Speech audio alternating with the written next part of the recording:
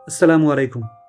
हम में से हर एक अपने आप को करेक्ट करने की कोशिश करता है, अपने आप को सुलझाने की कोशिश करता है। यही वो ज़िंदगी की जद्दोजहद है। मगर हम उस वक्त तक अपने आप को करेक्ट नहीं कर सकते सही मानों में, जब तक हम ये ना समझ पाएँ कि करेक्ट किस को करना है। हम अगर अपने नफ्स के मुतल्लिक कंफ्यूज हैं कि नफ्स दरअसल चीज़ क्या है, तो हम उस इनर सेल्फ की करेक्शन कैसे करेंगे। आज इसी को समझने की कोशिश करते हैं आसान अल्फाज में। इंसान दो चीज़ों से मिलकर बना है, एक को रूह कहते हैं और दूसरे को जिस्म कहते हैं। रूह जब इंसान की फ़िज़िकल बॉडी की तख्लीक हो गई, मुकम्मल हो गई, तो अल्लाह रब्बुल इज़्ज़त ने अपनी मुबारक सांस इसके अंदर फूंकी तो ये ज़िंदा हो गया। और जिस्म आपको मालूम है कि इसी मिट्टी से मिलकर बना है, यानी मटीरियलिस्टिक उसकी केमिकल जो तहलीक है वो इसी मिट्टी से हुई है। अब जिस्म और रूह इन दोनों का आपस में मुकाबला है, ये एक दूसरे के साथ हालत जंग में है। और जिस ग्राउंड पर ये हालत जंग में है उस ग्राउंड को नफ्स कहा जाता है, हमारी इनर सेल्फ जिसको कहते हैं। इनर सेल्फ ये ख्वाहिशात की एक ज़मीन है, ये खेत है, ये वो बैटल फील्ड है जिस पर बैटल हो रही है हमारे रूह और हमारे जिस्म के दरमियान।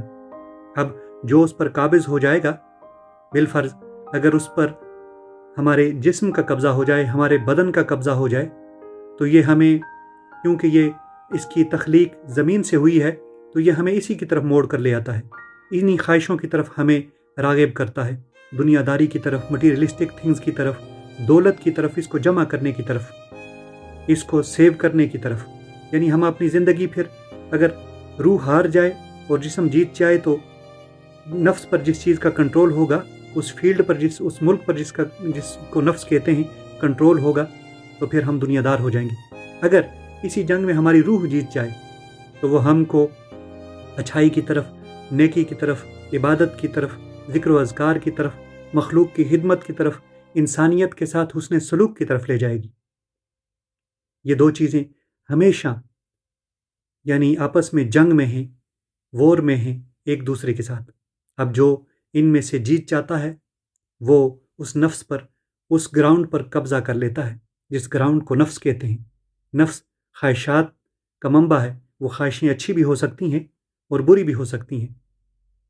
ये हम पर है कि हम किस फोर्स के साथ हैं।